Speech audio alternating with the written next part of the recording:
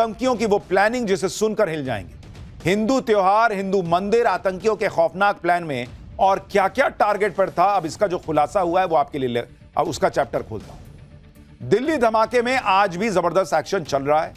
जांच एजेंसियां अब धीरे धीरे सारी कड़ियां जोड़ती चली जा रही, जिसमें नए नए चौंकाने वाले खुलासे भी हो रहे हैं। जो जानकारियां मिल रही हैं उसके मुताबिक देश को दहलाने की प्लानिंग पिछले 2 साल से चल रही। डॉक्टरों का आतंकी मॉड्यूल 2 साल से विस्फोटक इकट्ठा कर रहा था। आतंकियों के निशाने पर दिल्ली के मॉल और बड़े अस्पताल तो थे ही, दिल्ली के बाद अयोध्या और काशी को दहलाने की साजिश थी। आतंकियों ने बाबरी विध्वंस का बदला लेने के लिए टाइम भी सेट कर लिया था, कहा जा रहा है। पूरी प्लानिंग कर ली थी भाई इन लोगों ने, और उनकी प्लानिंग धरी की धरी रह गई। इससे पहले आतंकियों ने हिंदू त्योहारों पर भी धमाके की साजिश रची थी। 26 जनवरी के लिए भी प्लान बनाया था, लेकिन वो भी फेल हो गए। आतंकियों की साजिश कितनी बड़ी थी, 2 साल तक आतंकी क्या प्लानिंग कर रहे थे और उसका प्लान लगातार क्यों फेल होता जा रहा था, क्या क्या और बड़े खुलासे हुए हैं जिसके बाद देश भर में हाई अलर्ट है, सब बताऊं उससे पहले एक ट्रेलर देखिए।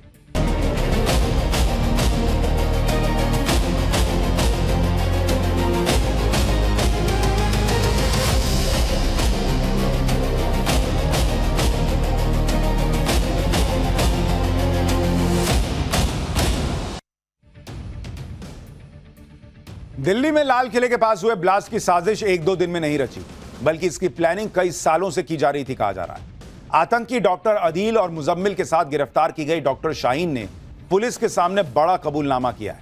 डॉक्टर शाहीन ने पुलिस को बताया कि आतंकी पिछले 2 साल से देश में धमाके की प्लानिंग कर रहे थे। शाहीन और उसके सहयोगी व्हाइट कॉलर टेरर मॉड्यूल से जुड़े थे, जो जैश-ए-मोहम्मद और अंसार गजवतुल हिंद से संपर्क में था।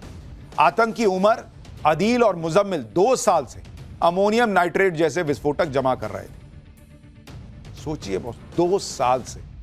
फरीदाबाद में आतंकी मुजम्मिल के 2 ठिकानों से पुलिस ने 2900 किलो अमोनियम नाइट्रेट बरामद किया था। इनका मकसद जैश-ए-मोहम्मद के निर्देश पर देश भर में बड़े पैमाने पर धमाके करने का था। दिल्ली धमाके के बाद हो रही इन्वेस्टिगेशन में जो खुलासे हो रहे हैं वो और चौंकाते चले जा रहे हैं। आतंकियों के निशाने पर उत्तर प्रदेश के मंदिर और धार्मिक स्थल थे। खास तौर पर आतंकियों ने अयोध्या के राम मंदिर और वाराणसी के काशी विश्वनाथ मंदिर को टारगेट किया हुआ था। गिरफ्तार हुई आतंकी शाहीन ने तो अयोध्या में स्लीपर सेल को एक्टिवेट भी कर रखा था।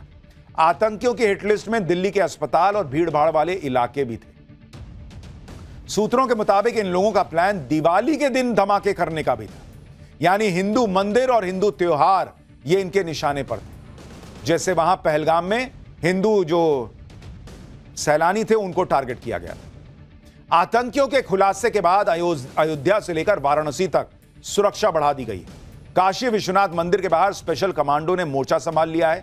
दशाश्वमेध घाट समेत प्रमुख घाटों पर ड्रोन से निगरानी रखी जा रही है।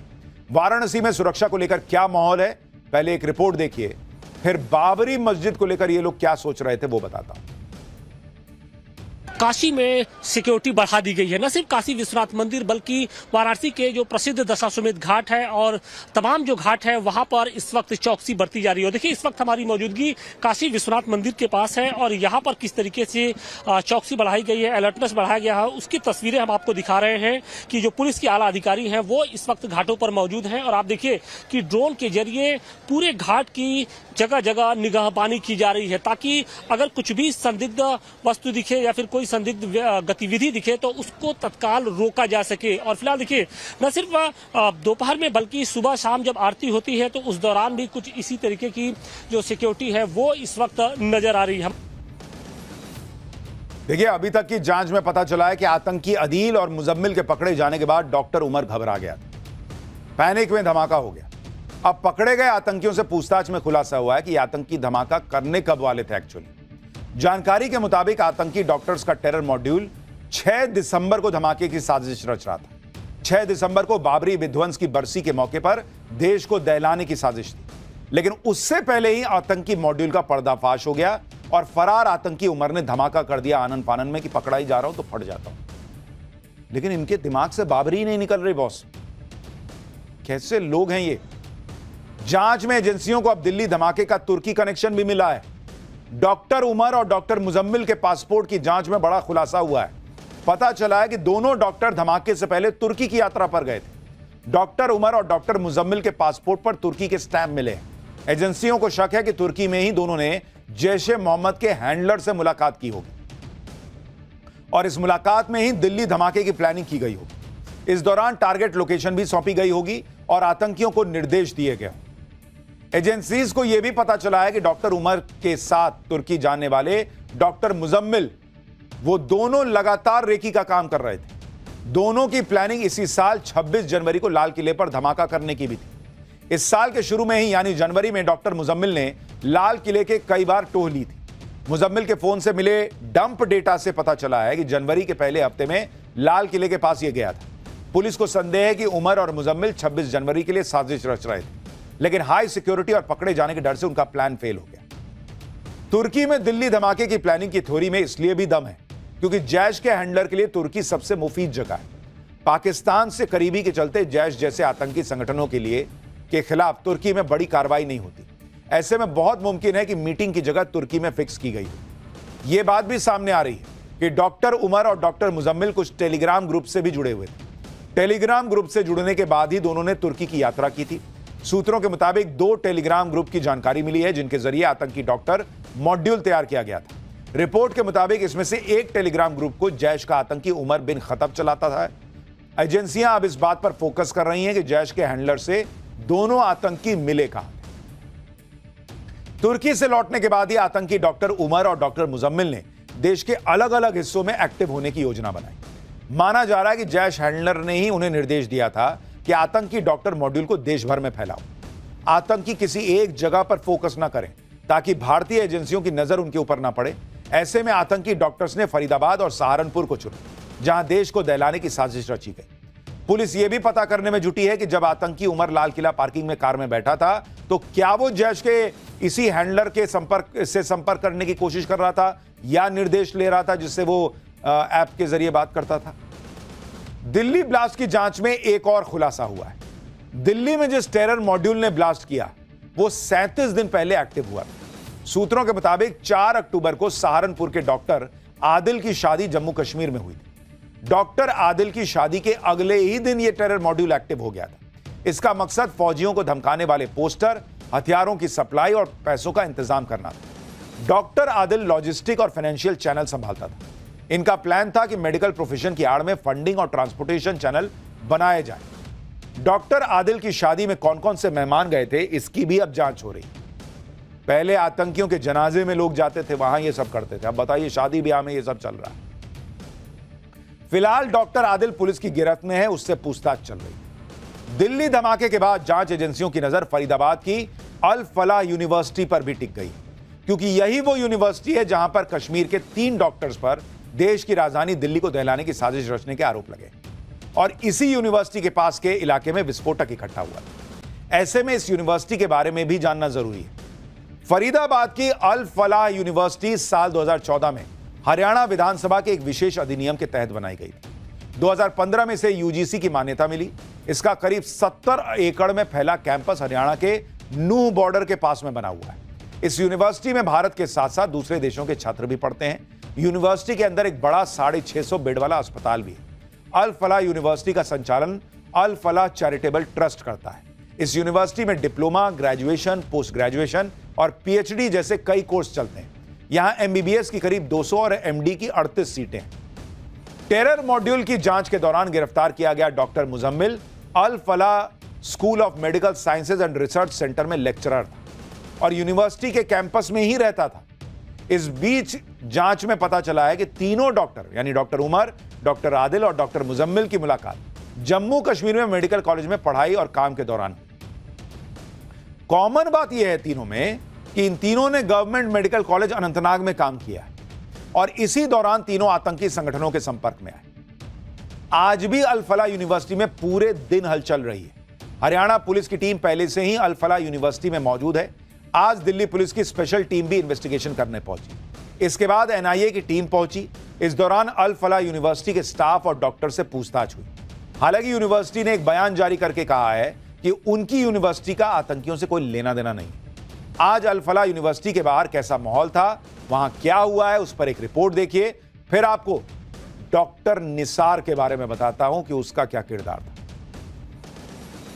इस वक्त हम अल-फलाह यूनिवर्सिटी के अंदर मौजूद हैं और मेरे पीछे जो आप तस्वीर देख पा रहे हैं ये यूनिवर्सिटी का हॉस्टल है। और अगर आप देखेंगे तो इसी यूनिवर्सिटी के हॉस्टल के अंदर जो है वो मुजम्मिल रहा करता था और जो दूसरी तरफ का जो पोर्शन आप देख रहे हैं इसमें शाहीन रहती थी। ये दोनों यहीं पे रहते थे और यही जो आसपास है उसने मुजम्मिल ने यहाँ से 700 मीटर की दूरी पे ही एक जो है वो घर किराए पे रखा था, जहां पर बड़ी संख्या में जो एक्सप्लोजिव मटेरियल है उसको वहां पे रखा गया था मुजम्मिल के द्वारा। और आदिल जो है उन सबको गाइड करता था। ये जो आप बिल्डिंग देख रहे हैं इसी बिल्डिंग के अंदर जो बताया जा रहा है मुजम्मिल है वो रहा करता था। ये बॉयज ब्लॉक है। ये आप सामने जो बिल्डिंग देख रहे हैं ये बॉयज ब्लॉक है और ये जो रास्ता आप देख रहे हैं यहीं से गाड़ियां यूनिवर्सिटी के कैंपस के अंदर इंटर करती हैं। पुलिस को अल-फलाह यूनिवर्सिटी के ही एक और डॉक्टर जिसका नाम निसार गिलानी है उसकी भी तलाश है। आतंकियों के पकड़े जाने के बाद से वो फरार है। डॉक्टर निसार गिलानी जिसकी तस्वीर आप देख रहे हैं इससे पहले कश्मीर के SMHS अस्पताल में तैनात था, लेकिन आतंकी गतिविधियों में लिप्त होने के कारण उसे सस्पेंड कर दिया गया। डॉक्टर निसार गिलानी को अलगाववादी नेता का करीबी माना जाता है। डॉक्टर निसार की बेटी भी अल-फलाह में पढ़ती है, उसे हिरासत में लेकर पूछताछ की जा रही है। लेकिन सवाल यह है कि जब पहले भी यह आतंकी गतिविधियों में शामिल होने की वजह से सस्पेंड हो चुका था तो इसको दूसरी नौकरी मिल कैसे गई वहां? एक तरफ आतंकी इतनी बड़ी साजिश रच रहे थे, देश को दहलाने की प्लानिंग कर रहे थे, लेकिन महबूबा मुफ्ती को इनसे भी हमदर्दी हो रही।